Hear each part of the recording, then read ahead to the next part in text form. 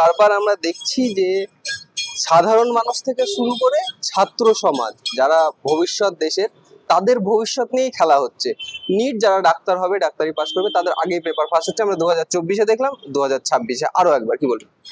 দেখুন, এই ক্ষেত্রে একটাই জিনিস বলার, যে অবশ্যই যারা আমাদের আগামী দিনের ভবিষ্যৎ, যারা ভালোভাবে পড়াশোনা করছে, যারা সমাজকে আরো বেশি করে উন্নত করতে সাহায্য করবে, তাদের ওপরেই কোথাও গিয়ে এই সরকার আক্রমণ নামিয়ে আনছে।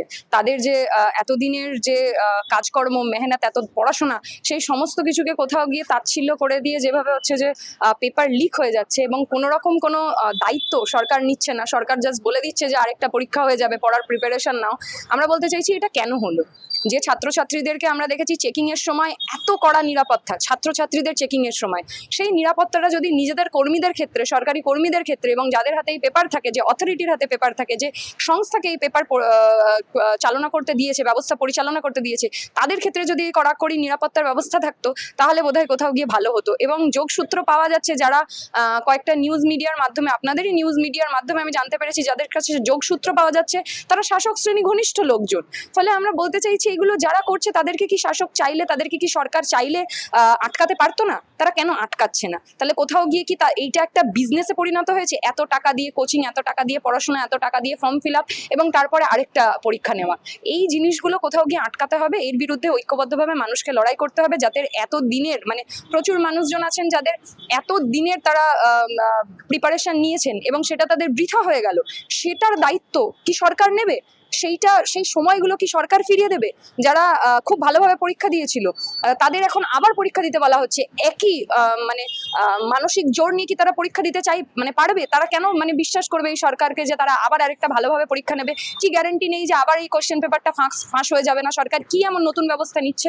ফলে সব প্রশ্নচিহ্ন রইলো। কিন্তু যারা এগুলো করছে, যারা এগুলো ঘটাচ্ছে, যারা একটা কোয়েশ্চেন পেপার আটকাতে পারে না, লিক হয়ে যায় পরীক্ষার আগে, তারা কিভাবে গোটা পশ্চিমবঙ্গ, গোটা ভারতবর্ষকে রক্ষা করবে বা মানুষজনের জন্য কাজ করবে, সেটা নিয়ে আমার সন্দেহ রইল।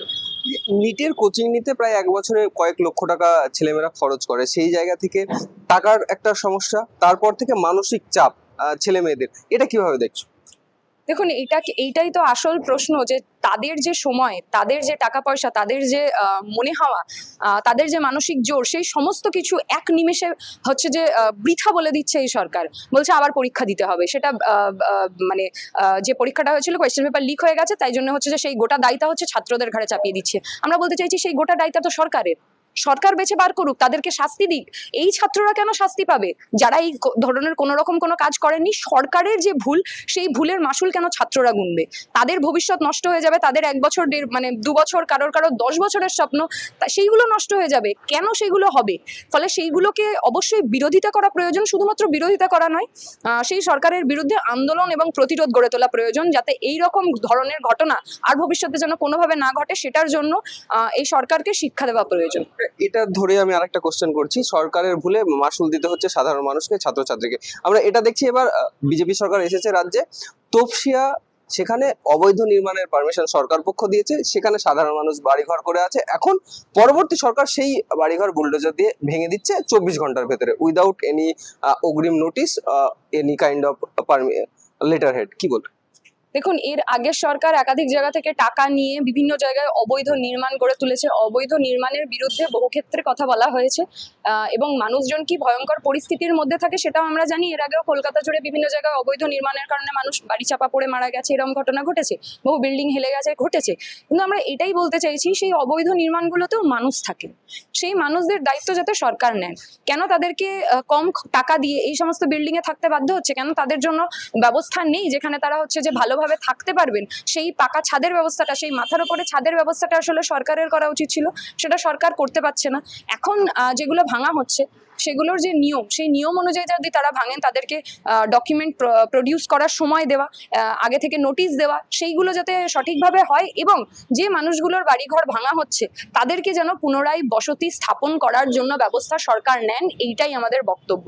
এর বাইরে কোনো বক্তব্য নেই। ইলিগাল কনস্ট্রাকশন নিয়ে সরকারের যেটা করার করছে, কিন্তু সেটা যে পদ্ধতিতে করছে এবং সেই মানুষগুলোর আগামী দিনে তারা দায়িত্ব নিচ্ছে কিনা, এইটা নিয়ে অবশ্যই বড় প্রশ্ন রইল। সেটা নিয়ে আমরা বামপন্থীরাও লড়াই করবো। আচ্ছা, এই যে আমরা দেখলাম ভোটের আগে হিন্দুত্ব নিয়ে বিজেপি যে ভোট প্রচার, তারপরে ভোট গ্রহণ, সরকার তৈরি, এবং উত্তরপ্রদেশ তৈরি করে যারা ভোট দিয়েছে তাদেরকে স্যাটিসফাই করার জন্য মুসলিম কলোনিতে গিয়ে এইরকম 24 ঘন্টার মধ্যে বুলডোজার নেওয়া? দেখুন 100 বার, তার কারণ এই কথাটার সাথে 100% সহমত। কারণ যে সংখ্যালঘু উন্নয়ন মন্ত্রক যাকে করেছেন, মন্ত্রী যাকে করেছেন, তিনি বলছেন উত্তরপ্রদেশ মডেলেই হচ্ছে যে আমাদের পশ্চিমবঙ্গ চলবে। সেটার বিরুদ্ধে আমরা এটা বলতে চাই যে এটা উত্তরপ্রদেশ নয়, এটা পশ্চিমবঙ্গ। পশ্চিমবঙ্গের মানুষ ডিসাইড করবে যে পশ্চিমবঙ্গ কিভাবে চলবে। সেখানে ওনাদের যা মন মর্জি হবে ওনারা করে দেবেন, আর পশ্চিমবঙ্গের মানুষ কিছু বলবেন না এমনটা নয়। ওনারা বিভিন্ন কারণ দেখিয়ে এখন বুলডোজার রাজ চালাচ্ছেন, সেটার বিরুদ্ধেও কিভাবে প্রতিরোধ গড়ে তুলতে হয় সেটা মানুষ প্রতিরোধ গড়ে তুলবে। অবৈধ নির্মাণ ভাঙছেন ভালো কথা, কিন্তু যেখানে মানুষের সত্যিকারের ঘরবাড়ি রয়েছে, যেখানে মানুষ কোনো অন্যায় অবিচার করেনি, তাদের উপরে গিয়ে যদি অবিচার হয় অবশ্যই সেখানে মানুষও প্রতিরোধ গড়ে তুলবে, আমরা বামপন্থীরাও প্রতিরোধ গড়ে তুলবো। কারণ উত্তরপ্রদেশ মডেলে আমাদের পশ্চিমবঙ্গ আমরা চলতে দেবো না। পশ্চিমবঙ্গ চলবে পশ্চিমবঙ্গের মানুষ যেভাবে চাইবে সেইভাবে। সংখ্যালঘু উন্নয়ন মন্ত্রী বা মাদ্রাসা উন্নয়ন মন্ত্রী তিনি বলছেন যে সমস্ত খারেজি মাদ্রাসা বন্ধ করে দেবে। দেখুন, ওনাদের যা বক্তব্য ওনারা বলছেন, ওনারা সেটা করার চেষ্টা করলে ওনারা করুন। আমরা এটাই বলতে চাইছি যে কোনো জায়গায় যদি মনে হয় যে ভুলভাবে সেই জায়গা দখল করে তৈরি হয়েছে, সেই জায়গাটা না ওনারা যেভাবে যদি বলেন যে আমরা বুলডোজার দিয়ে ভেঙে গুড়িয়ে দেবো, ঠিক একই রকমভাবে সরকারকে অন্য জায়গায় জায়গা দিতে হবে যাতে সেখানে সেই মাদ্রাসা, সেই স্কুলটা বা সেই মানুষের বাড়িটা আবার তৈরি করা যায়। সেই দায়িত্ব যেন সরকারের হয়।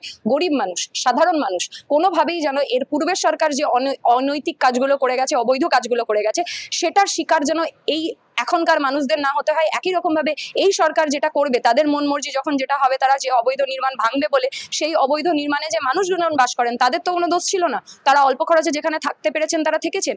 তাদের যে দায়িত্বটা, তাদের মাথার উপরে ছাদের দায়িত্বটা যেন সরকার নেয়, সেটা নিয়েই অবশ্যই আমরা লড়াই করব। আমার একেবারে শেষ প্রশ্ন, গতকাল বিধানসভায় সিপিআইএম এর একজন বিধায়ক শপথ গ্রহণ করলেন এবং দীর্ঘদিন ধরে বিভিন্ন দলের যে আক্রমণ 0-0 থেকে 1 হয়েছে, কি মনে হচ্ছে এবং আগামী দিনে কি ভাবছো? দেখুন, সেটা তো আমাদের রানাদা মুস্তাফিজুর রহমান উনি বলেই দিয়েছেন যে 1 দিয়েই শুরু হলো, এবং একজন বিধায়কও আসলে 100 জনের কাজ করতে পারে।